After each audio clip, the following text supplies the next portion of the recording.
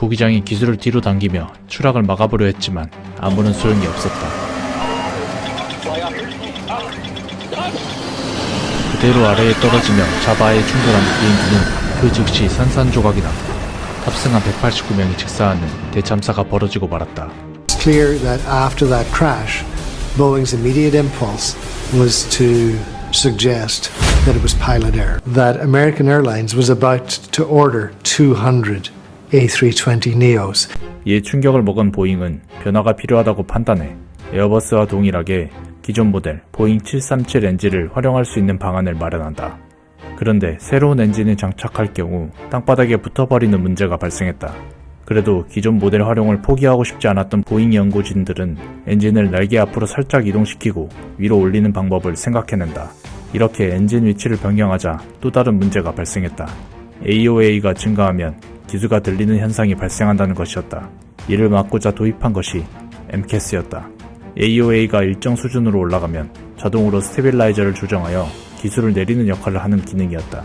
그러면 기존 737 엔진과 조종 특성을 동일하게 유지할 수 있게 된다.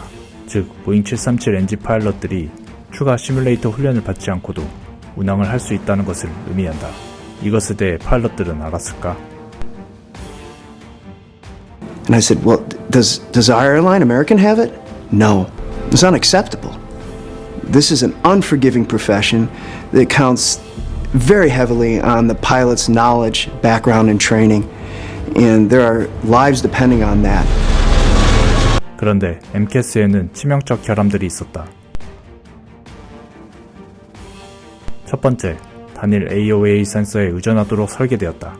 기장과 부기장 측에는 각각의 AOA 센서가 있으며 비행 제어 컴퓨터 FCC는 각각의 센서와 연결되어 있었다. 이렇게 되면 이번 사고처럼 한쪽의 AOA 센서가 고장나면 잘못된 데이터를 활용해 MCAS가 동작한다는 것이다. 두 번째, MCAS 동작 설계. MCAS는 5초간의 인터벌을 두고 10초간 동작하며 2.5도까지 움직일 수 있게 설계되었다. 이것은 얼마나 심한 것일까? Its logic is programmed 10 seconds on, 5 seconds off. It will start to trim down. So let's go in 2, 3, 4, 5, 6, 7, 8, 9, 10. And you can see that we're now in a very, very steep dive. 세 번째, 기수 인터럽. 기존 NG 모델은 트림이 작동하고 있을 때 기술을 올릴 경우 멈추는 인터락이 걸려 있었다. 하지만 MCAS는 기술을 당기더라도 계속해서 동작하기 때문에 별도의 트림 조작을 하지 않는다면 기술을 당겨서는 비행기를 제어할 수 없다. 이에 대해 보잉 관계자에게 문의를 한 파일럿은 이런 답변을 받았다고 한다. The pilot, with extra information that they didn't think was necessary to fly the aircraft. They thought they would overload you with information if you knew about this. Yes, and so our response was, try us. 즉, 불필요한 정보는 조종의 방해 요소가 될 수 있기 때문이라는 것이다. 이 답변을 들은 파일럿은 어이없어하며 이렇게 말했다. It was as if you buy a new car and you're driving along and suddenly it veers off and careens into a wall and you didn't do anything and you ask the dealer what was going on there and oh, well, it was a system. What system? An auto drive system.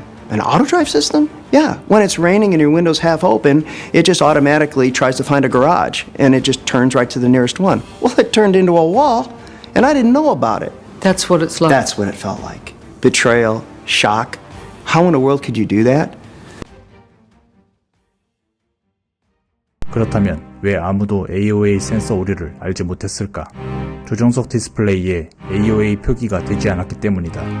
이에 이상한 점을 느낀 조사관들은 구매 과정을 들여다보기 시작했다. 그리곤 AOA 표기가 옵션 사항으로 별도 구별되어 있다는 것을 확인했다.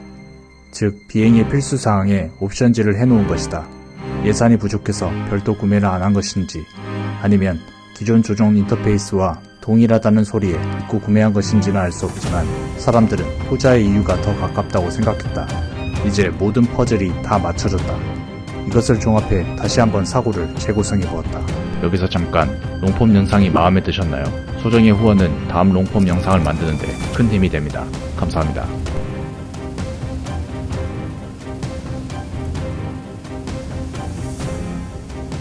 (2018년 10월 29일) AOA 센서가 21도 틀어져 있다는 사실을 모른 채 비행을 준비하는 파일럿. 오전 6시 20분 자카르타에서 팡칼피낭으로 이동을 시작한다. 이륙하자마자 캡틴 측 스틱 쉐이커가 작동하기 시작했다.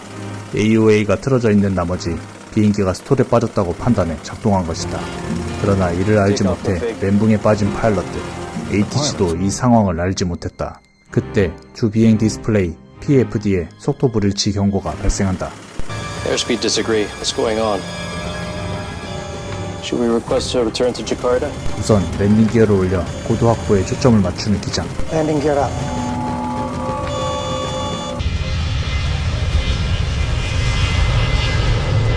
그런데 또 다른 경고음 고도 불일치가 발생한다. Altitude disagree. 이 모든 게 AOA 센서 오류 때문에 발생했다.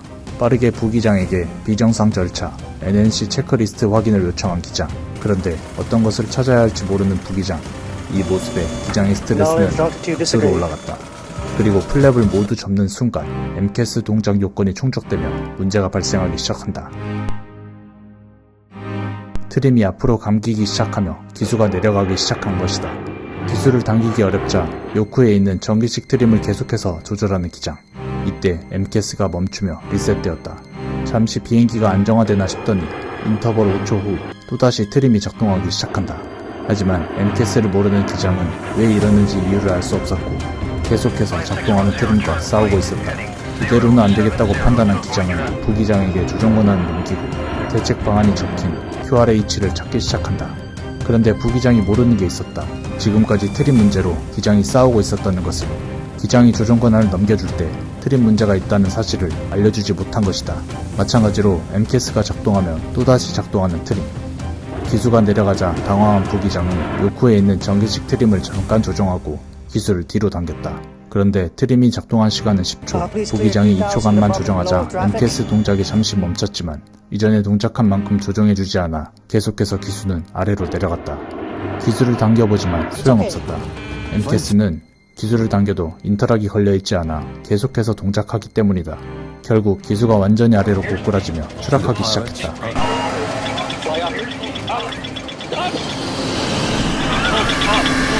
그대로 잡아야 할 팀들을 비행기에 탑승한 189명이 그대로 직사하는 대참사가 벌어졌다.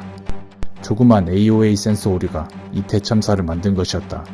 이전 비행 라이언에어 043편처럼 스테빌라이저 컷아웃 스위치를 오프했다면 막을 수 있었겠지만 극한의 스트레스 환경에서 이를 알고 조치하기엔 부족했다. 초반에 자신들의 잘못이 아닌 파일럿들의 잘못으로 몰았던 보잉.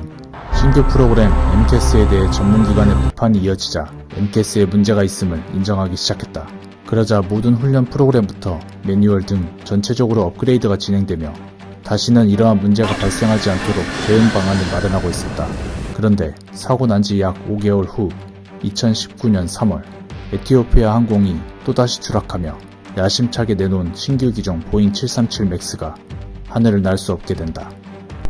I think this is going to be one of the biggest cases against Boeing ever in their history.